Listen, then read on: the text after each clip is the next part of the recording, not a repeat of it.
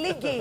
Kinilig. Hindi ba kayo kinilig ever? Yung ikaw, sinong kikiligin Lagi ka? akong kinikilig. Ganon? Nax. Yee! Yan. Kay Papa Hel. Ngayon pala, kinikilig na ako eh. Ano, Ako pag malamig. Ay, nilalamig yun, hindi kinikilig. Uy, pero siguro, no, banggitin natin na yung nangyari sa veteranang actress. Ay, oo. Oo, na si Eva Darren. Nakakalungkot po yun.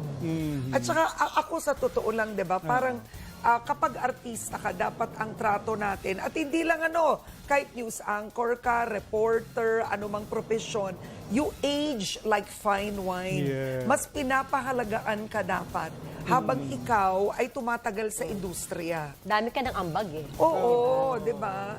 At hanggang ngayon, wala pang malinaw na paliwanag kung ano talaga nangyari. Kasi yung hindi raw makita. Gusto naman nasa harap ng stage. Paano hindi makikita yon? Nakarehistro yun. I-check mo lang doon kung upatent ba o...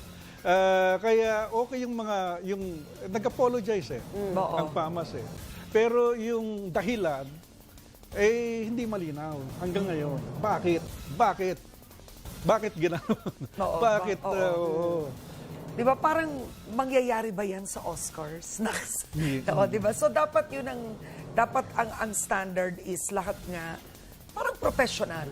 Diba? Pwede namang magkamali, pero wag nang magpalusot. Yun. Lusot ang nangyayari. Tama ka, B. Pwede magkamali, wag lang magpalusot. Umamin, humingi ng paumanhin, at matuto. Matuto tayo. At kay Miss Eva Darren, saludo kami sa inyo. At yan po mga balitang binantayan namin para sa inyo. Tuloy-tuloy